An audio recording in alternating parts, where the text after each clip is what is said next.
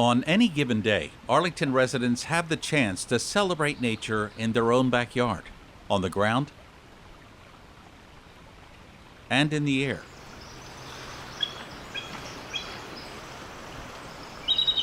But recently there's been an unnerving disruption in the cycle of life in town. At the entrance to Menotomy Rocks Park, you'll find a kiosk warning parkgoers to the dangers of rat poison, namely second-generation anticoagulant rodenticides, or SGARs. These warnings are posted for good reason. Poisons like SGARs are believed to have caused a great horned owl mother and her two owlets living in these trees in the park to die a slow, painful death earlier this year, bleeding out of the eyes, nose, and mouth. And this isn't the first time. State wildlife officials say in the summer of 2021, an eaglet learning to fly here died after ingesting similar poison. Some concerned residents say unless there are changes in the way Arlington curbs its rat population, it's not a matter of if, but when more similar cases arise. Raptors, coyotes, foxes, any pets, cats or dogs that eat a dead or dying rodent can also be affected by this poison. So SGARs, or second-generation anticoagulant rodenticides, are essentially a mouse or rat poison. They're frequently used by pest control operators, and they'll often end up in those black boxes you can see on almost every street corner downtown.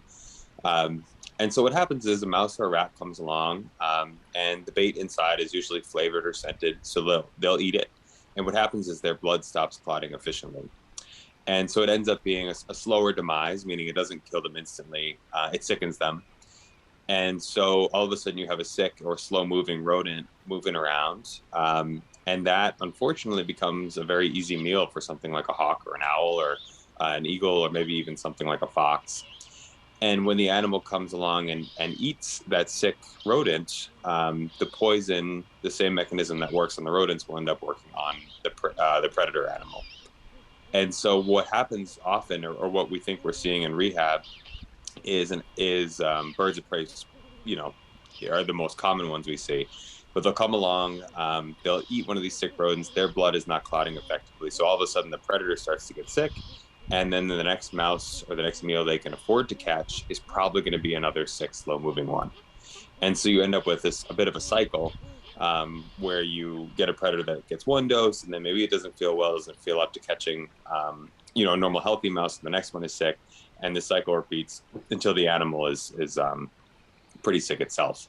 I'll tell you, our hospitals, the one in Weymouth and the one in Barnesville, Massachusetts, we treat probably 100 to 200 cases a year. I don't think either of the ones from Arlington came into our care, but we're a pretty tight-knit community here in Massachusetts, so we do hear about those things. And certainly over the years, a lot from the Cambridge area. I know we're treating an animal, barred owl, from the Mount Auburn Cemetery right now that had a pretty severe case of rat poisoning. And so it's important to remember, people don't often associate these kind of birds, and especially birds of prey, living in urban environments, but anywhere you have a thriving rodent population, you're probably going to have all these other layers of wildlife too. And so it's important to remember, Arlington, Cambridge, all of Boston proper has its thriving ecosystem going on right under our noses. Currently, there's a so-called SGARs bill making its way through the State House, requiring pesticide companies to disclose to customers the effects of rat poison on our environment. Customers would also need to provide a signature acknowledging the dangers to having SGARs on their property. It would require non-poisonous alternative methods in all state buildings in the Bay State. And finally, the measure would also require an online database where companies would report just how much poison was used and where it was used. 2 warrant articles to save the lives of animals at the top of the food chain were introduced by residents Elaine Crowder and Carrie Thiel at this year's town meeting. Now, both of those articles passed. One called for the elimination of SGARs on all private and public property in the town of Arlington, except when it's deemed absolutely necessary by the Board of Health. Currently, the power of pesticide regulation lies with the State Department of Agricultural Resources. The state does have the muscle to strike down portions or even all of that bylaw. Which brings us to Article number 2. That article pushes for the adoption of a pest management policy and would target, among other things, the use of escars on town-owned properties. It also encourages more public outreach, awareness, and communication.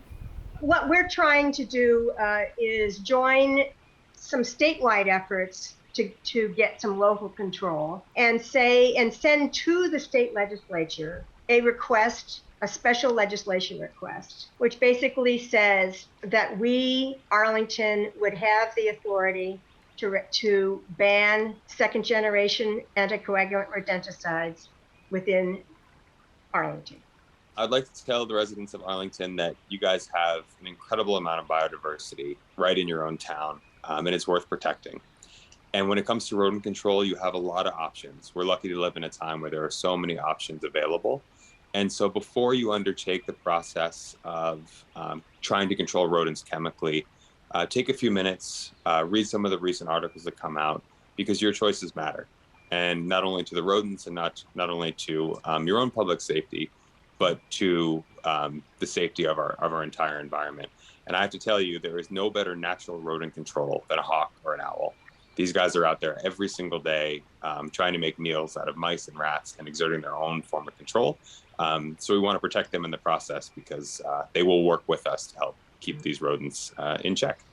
For ACMi News, I'm Jeff Barn.